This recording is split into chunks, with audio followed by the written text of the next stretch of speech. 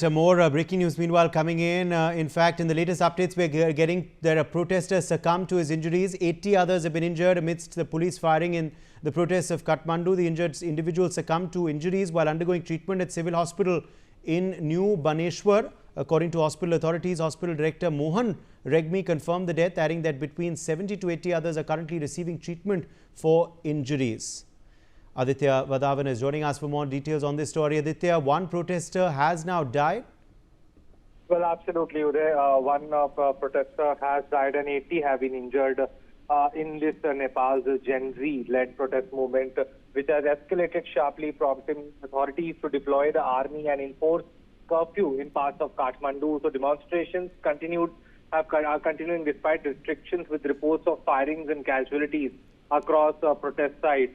And you know why these protests are happening? You know, there thousands of young Nepalis, marched in Kathmandu demanding that the government lifts its ban on social media platforms and tackle widespread corruption. You know, several platforms, including Facebook, YouTube, and X, have been blocked in Nepal since Friday after the government barred 26 unregistered sites, leaving users frustrated and confused. Popular platforms such as Instagram remain widely used for entertainment, news, and business. Back to you there. All right, more breaking news meanwhile coming in. Gen Z protesters have opposed corruption and a ban on social media platforms. They've broken into a restricted area in New Baneshwar. Some of the protesters have entered Parliament building premises in New Baneshwar as well. Abhishek Mishra is joining us for more details on this story. Abhishek, demonstrators are clashing with the police there. What is the situation you can share with us?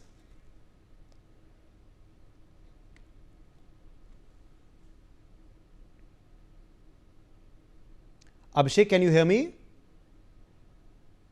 Okay, I think we've lost his connection there. But these, of course, are the big updates coming in. Gen Z protesters have now broken into a restricted area in New Baneshwar. Some of them entered the Parliament building as well in New Baneshwar. So, disruptive scenes, of course, being seen there on ground. Meanwhile, in further updates coming in, Nepalese youth have said they were triggered by the recent social media ban, but that is not the only reason behind their protests. Student Yujan Rajbhandari says that they are fighting against corruption that has been institutionalized in Nepal. Another student, Ikshama Thumrok, called it a stand against the authoritarian attitude of the government. She said they want to see change and believe it has to end with their generation. These, of course, are the big updates coming in. These Nepalese youths have now issued a statement. The Nepali youths say they were triggered by the recent social media ban, but that is not the only reason behind the protest. Aditya, many youth have spoken with the media as well in Nepal. What are they saying? Well, absolutely. Gen Z demonstrators waved national flags and began the protest with the national anthem. Later, chanting against both the social media restrictions and corruption. And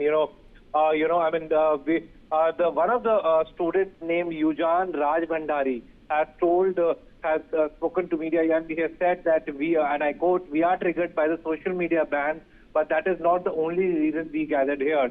We are protesting against corruption that has been institutionalized in Nepal." So, another student, Ikshima Tumrok, has said that she was protesting against the authoritarian attitude of the Nepalese government.